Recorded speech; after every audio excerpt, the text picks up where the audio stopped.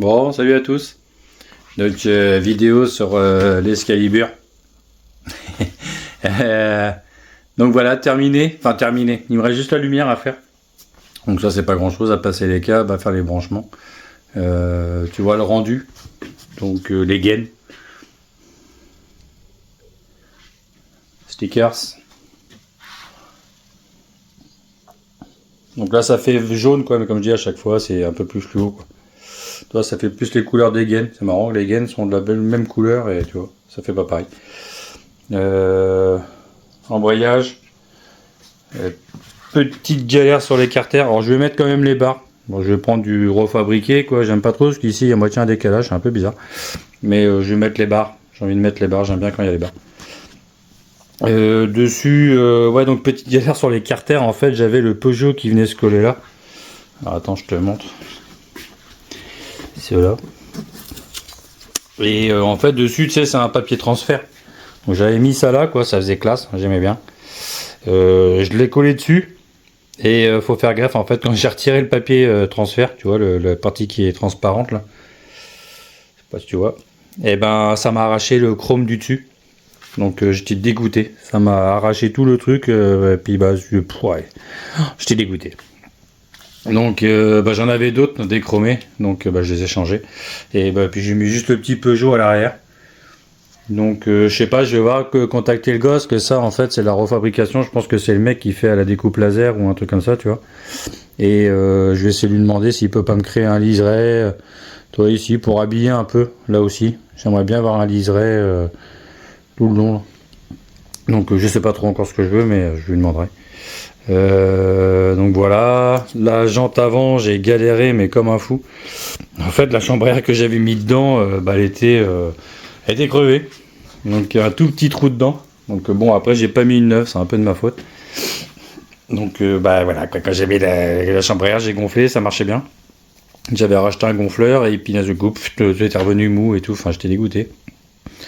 Donc j'ai dû démonter la jante, et en fait en démontant la jante j'ai fait un pet. Pourtant j'avais mis les protèges ici pour démonter les pneus, et je mets toujours des chiffons, des trucs, tu vois, pour pas l'abîmer. Et puis là je sais pas, ça a sauté, la peinture a sauté, j'ai dû la repeindre la roue avant, et je repeins la roue avant, je remonte la roue avant, et c'est hypocrite encore, je tape ici dans les croûtes derrière.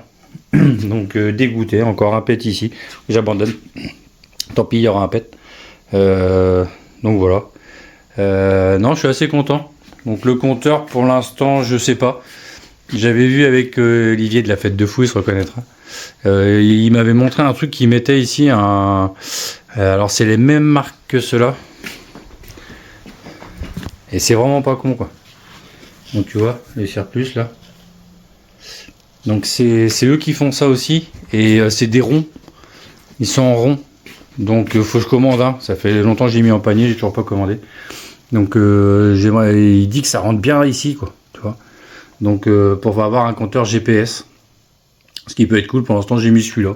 Je voulais remplir un peu, voilà. Donc je voulais remplir, et puis ouais, je mettrai peut-être un compteur GPS, je vais voir ça. Faut que j'en commande un pour voir si c'est bien. Bon ça c'est l'autre côté du carter, pareil, le petit sticker Peugeot à l'arrière. Le pneu c'est bon, c'est gonflé, enfin tu vois un peu la ligne, elle est assez sympa. Donc c'est pour ça peut-être que le mec soit un liseré là, où j'ai envie de remplir aussi cette partie là. Donc soit un sticker ici, tu vois, sympa, juste pour remplir, pour ramener un peu de jaune à l'arrière, parce que je pense qu'elle a fait assez fade. Les stickers, j'ai des stickers Racing aussi, là, qui sont là. Ça c'est tout ce qui me reste. Je suis pas fan Racing, parce que c'est pas une Racing pour moi, quoi, c'est plus un custom. Donc je sais même pas ce que je fais avec ça. Toi, je vais pas mettre un Racing là, ça fait con. Je sais pas trop. Voilà, à voir. Ouais, je pense que je vais contacter le mec, parce que je pense que c'est lui qui les a. Ça c'est fait à la découpe laser.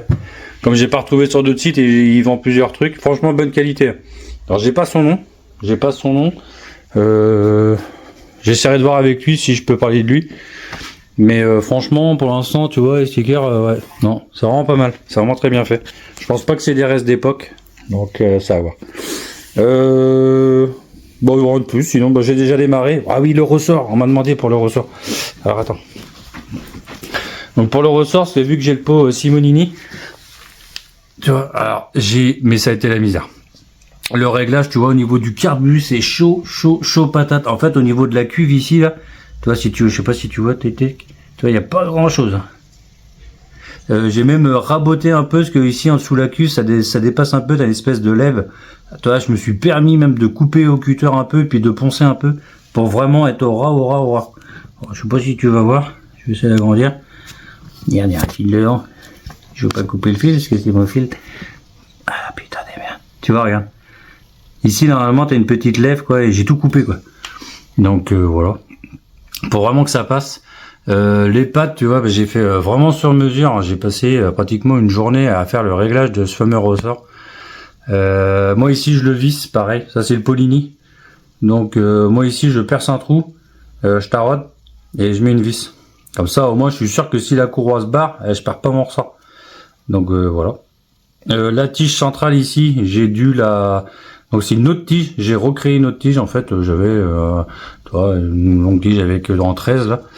Et le bout ici, parce que le clips qu'il y a au bout là, il tient jamais chez Polini. Il se barre.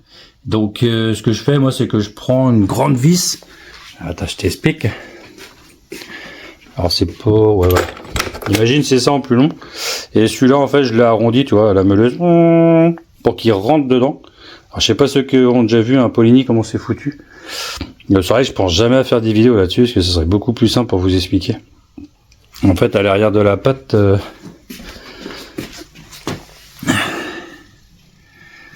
fait, c'est derrière que ça se passe ici. Ça rentre dedans. Et ici, normalement, il y a un clips. Ah bah si, attends. Je l'ai gardé la tige. Attends.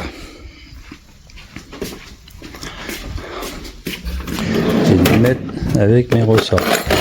Voilà. Ça c'est la Polini. Donc tu vois il y a un clips qui vient ici là. Tu vois c'est comme ça. Et il y a un clips qui vient ici. Et à chaque fois ce clip, moi il se barre.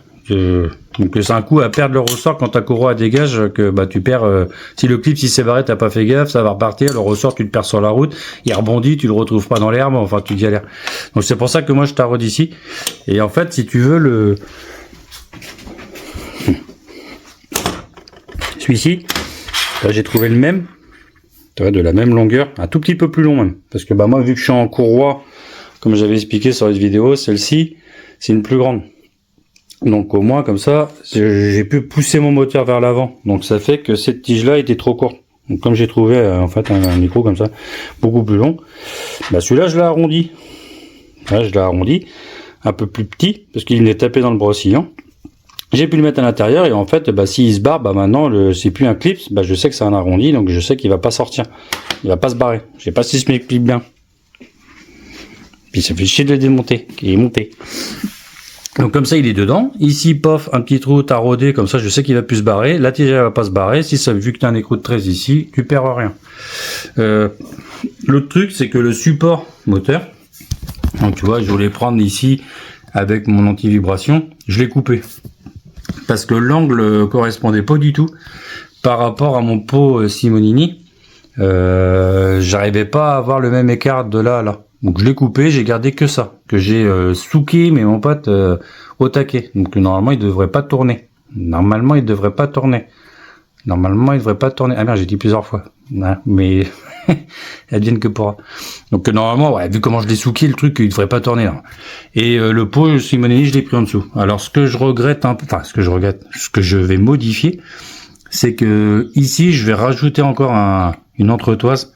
Et je vais venir faire une vis qui vient jusqu'à là, qui vient serrer celui-là, pour qu'il soit pris sur deux, parce que là j'ai peur que sur un comme ça c'est de l'alu et il va fissurer. Ça m'est arrivé une fois, c'est vrai que j'ai pensé qu'après, ça m'était arrivé sur ma grande custom, et il avait pété, la pâte avait pété. Donc là je vais ressouquer sur les deux et bien tout resserrer les deux en même temps. Donc voilà. Au niveau du carburateur, bah pareil, hein, c'est toujours le problème du bras oscillant. Donc là pour l'instant j'ai laissé juste un Venturi là, tu vois, que j'ai vissé sur le carbu. Rester à l'intérieur. Et je vais lui mettre une grille. Je vais mettre une grille où je vais voir. ça me fait chier en fait de couper le brossillon.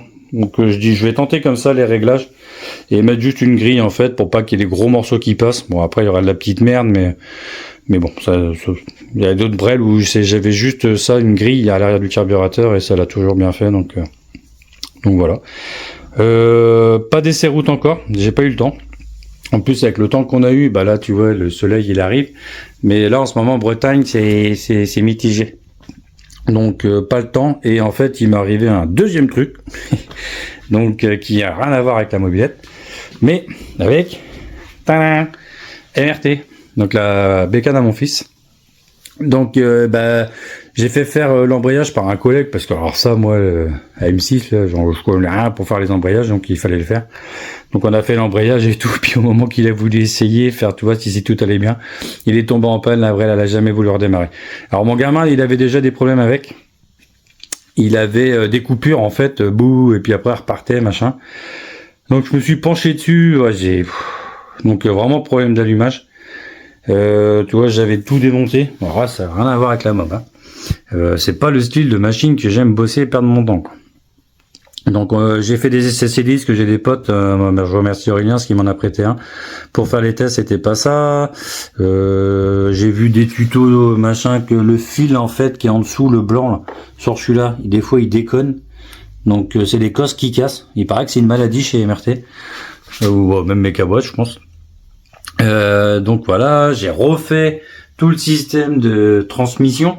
Donc pipe et tout ça, refait les joints pensant que c'était une fuite d'air et en fait je me suis rendu compte que j'avais pas d'allumage, j'avais la bougie, il n'y avait plus rien, c'était nada. Donc je me suis amusé à démonter le rotor et là j'ai vu qu'il y avait un fil blanc et rouge qui remonte ici, tu vois, il est là et celui-là il repart, il revient ici, blanc et rouge ici, tu vois. Donc si ça peut aider les mecs de MRT et qui montent jusqu'à là quoi. Donc j'ai commencé à défaire un peu toutes les cosses quoi. Et ce qu'on a cherché. Et puis après je me suis mis sur là j'ai commencé à vouloir trifouiller, je dis tiens, y a pas un truc ici, toi, il remonte par là. Puis je sais pas pourquoi, un coup je dis tiens, je vais foutre ma visseuse dessus. Je vais faire tourner l'allumage sans bougie, comme ça il y a pas de compression et voir un peu ce que ça donne. Putain, ça vient de là, ça vient du haut là. Ici quand je fais ça, tu vois en gros, quand je tire dessus, et je vais mettre une vidéo. Quand je tire dessus, t'as du jus. Quand je fais j'appuie, il y a plus de jus. Mais t'as du jus, là t'as plus de jus. Donc ouais, j'ai passé un petit bout de temps quand même. Donc je remercie Jules aussi quoi, qui s'est mis dessus, qui a cherché un peu, qui m'avait nettoyé le carbu. Et non, ça venait vraiment pas de là. C'était vraiment un système d'allumage. Et quand je l'ai récupéré avec Jules quoi. Moi j'essaye, boum, de l'allumage. Donc tu vois, j'ai cherché quoi, et puis après j'ai réessayé, je dis attends, je vais quand même revérifier. Et là plus d'allumage. Donc le fil, je pense qu'il a lâché complètement quoi. C'est pour ça que le gamin quand il tournait, tu vois, à coup t'avais de l'allumage, à coup t'avais plus. Enfin. Donc voilà, donc une belle galère. Donc enfin trouvé.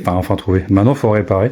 Donc maintenant faut que je démonte toute la coque avant, et que j'enlève le naman, et puis que je vois un peu ce qui se passe en dessous. Le démonter pour le sortir, voir un peu les câbles. Donc voilà, et puis la surprise que j'ai eue, mais un truc de fou. Ce carénage là, de ce côté là, je pense que personne l'avait démonté. Et quand j'ai voulu enlever le cache du côté, qu'est-ce qu'ils ont pas fait? La vis qui est ici, tu vois, il y a un fond dans celui-là, il y a le fond, et là il y a plus de fond. En fait ils ont mis une vis trop longue, et puis ils ont dû souquer comme des cons. Et puis qu'est-ce qui s'est passé? Ils ont traversé le réservoir. Alors quand j'ai dévissé ici, j'explique pas le geyser parce qu'il avait le plein le gamin. Donc c'était magnifique. J'étais super content. En train de speeder à remettre l'écrou, ça coulait par terre. Enfin voilà, quoi, j'étais heureux comme tout. Donc écoute, quand il y a la vis, ça fuit pas. Ce que je ferais, je mettrais peut-être un petit peu de pâte à joint en même temps que je vais serrer celui-là. Mais je vais remettre la longue vis, quoi. Tant pis, quoi. Je vais pas changer le réservoir. Je vais pas me faire chier. Donc voilà. Donc ouais, une belle galère là-dessus. J'ai pas mis 3 plombes dessus à chercher quoi, mais toi j'ai fait 2 soirs dessus, à peu près 1h30 pour trouver ce fameux faux contact au Neumann. Donc voilà, donc je suis en train de m'amuser avec ça. Donc c'est vraiment pas le style de machine qui me fait kiffer. Après c'est pareil, j'ai remarqué là il y a je sais pas, c'est bizarre quand tu tournes.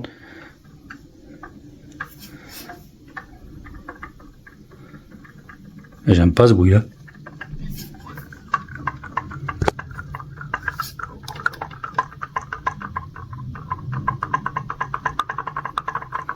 On dirait qu'il y a du jeu, tu sais, entre l'axe et puis la cage à aiguille.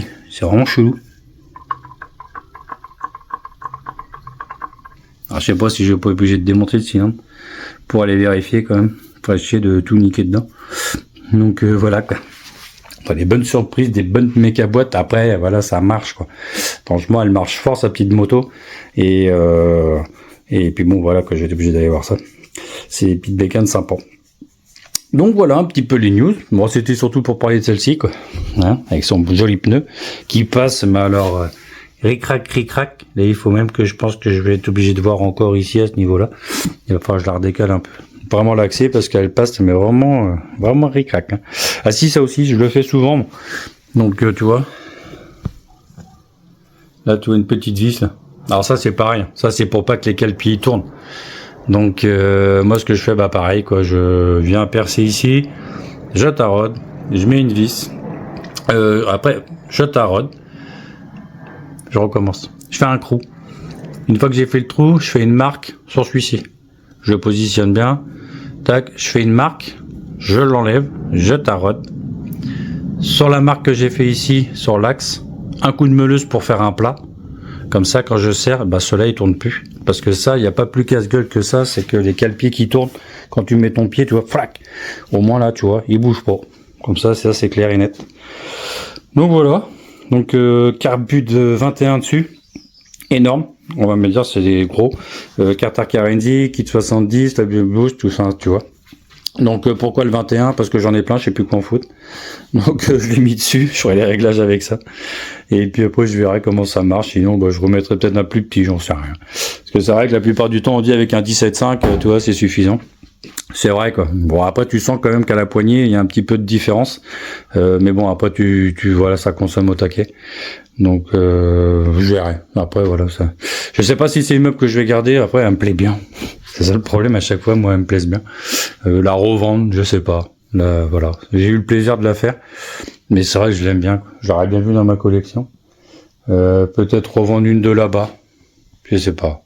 Je sais pas quoi faire. À voir.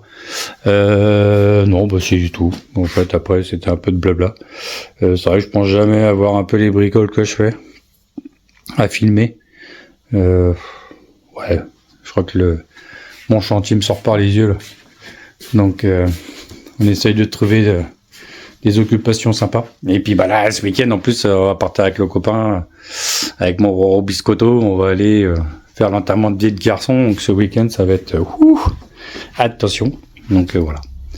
Bon bah à part ça, bah rien du tout. Peut-être oui, projet SPX. Donc j'essaierai de faire peut-être plus de trucs sur ceci. Vraiment travailler sur celle-là et puis faire plus de vidéos, plus complétées. J'ai plein de trucs en tête. Hein. J'ai celui-là à mettre là-bas sur la meuble de course aussi. Ça, donc là-bas j'ai encore 2-3 trucs. Il faut que je recontacte Laurent pour savoir si ça le branche de travailler sur le moteur. Donc tu vois, je suis en train de voir. Je sais qu'il dans celui-là 1, 2, 3. Dans ce vidéo, enfin j'ai un gros vilebrequin, voilà, pour mettre le mâle aussi là-bas, pour faire un moteur, enfin tu vois, j'ai plein de petits trucs à faire. Donc j'essaierai de faire un peu plus de vidéos, hein, parce que ça me fait du bien en fait, c'est cool de faire de la vidéo. Voilà, un petit peu plus de com aussi, de motivation, ça serait cool. Donc allez, je vous fais un gros bisou, Kenavo, bon visionnage si c'est le matin, le soir, j'espère que ça vous a plu. Allez Kenavo, ciao.